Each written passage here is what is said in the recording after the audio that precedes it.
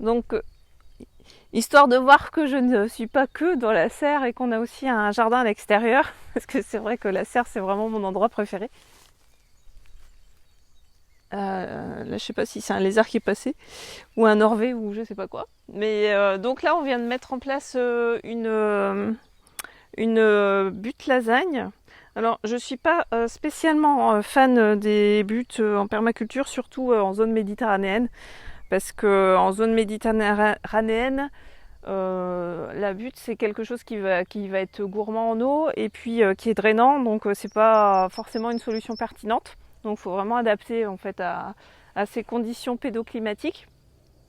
Mais ceci dit, ici, on s'est quand même rendu compte que le sol n'est pas très favorable à une culture. La zone qu'on a choisie ici pour la nouvelle zone de jardin, le sol est très peu profond et de ce fait, c'est une solution qui est quand même pertinente pour ces conditions spécifiques de faible épaisseur de sol. On va venir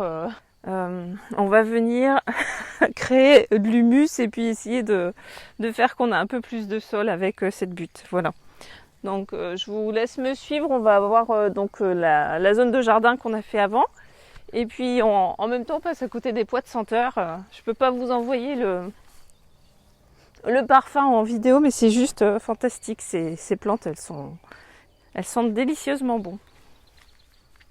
Et puis on passera aussi en même temps à côté d'une partie des fèves parce qu'on en a mis un peu partout.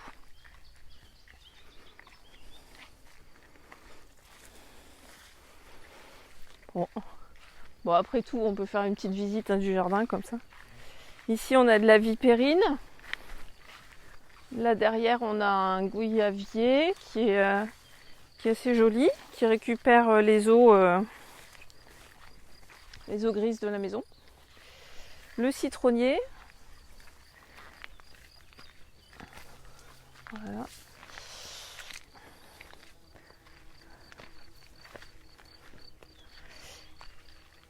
C'est vrai que c'est sympa de faire visiter un peu comme ça. Ici on a une plante juste magnifique quand on arrive au jardin. Ça c'est les joyaux de la reine. C'est une plante sauvage. Elle est juste belle. Voilà. Et puis ici, c'est pareil, je peux pas vous envoyer de parfum, mais quand on passe à côté, c'est magnifique. C'est de l'hélicryse italienne.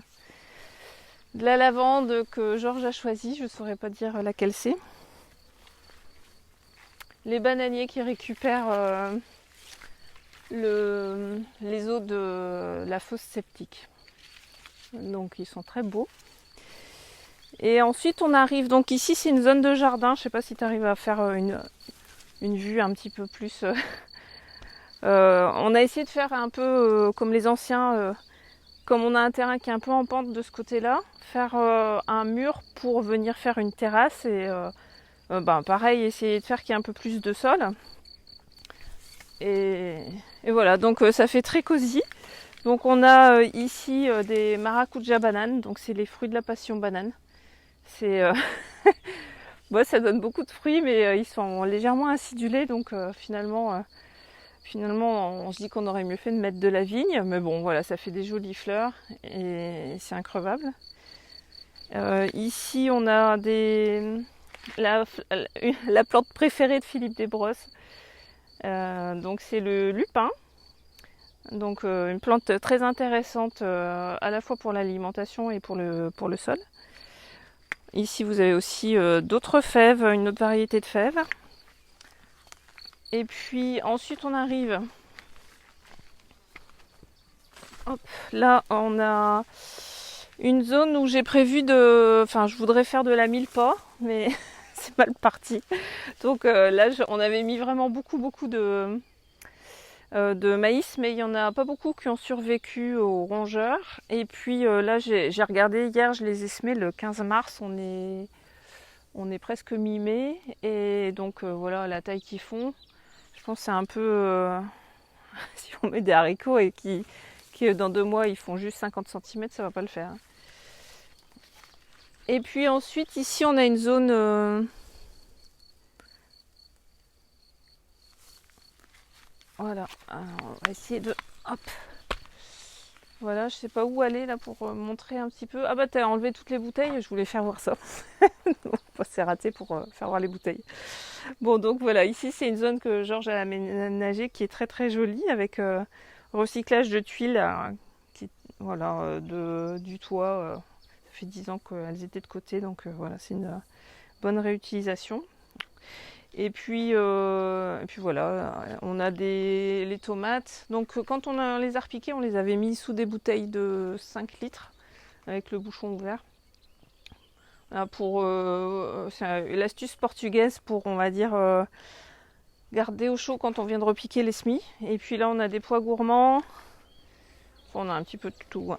Ici, on a la magnifique saugeuse clarée, des capucines et la ligne de potimarron. Là-bas, c'est des panais que je vais faire monter en graines. Et puis, donc, vous verrez pas donc les bouteilles qu'on a enlevées il n'y a pas longtemps, qu'on peut utiliser pour. Nous, on les utilise surtout pour les cucurbitacées. Et voilà pour la petite visite du jardin qui commence à recevoir, on va dire, tous les plants en godet qu'on a pu préparer dans la serre.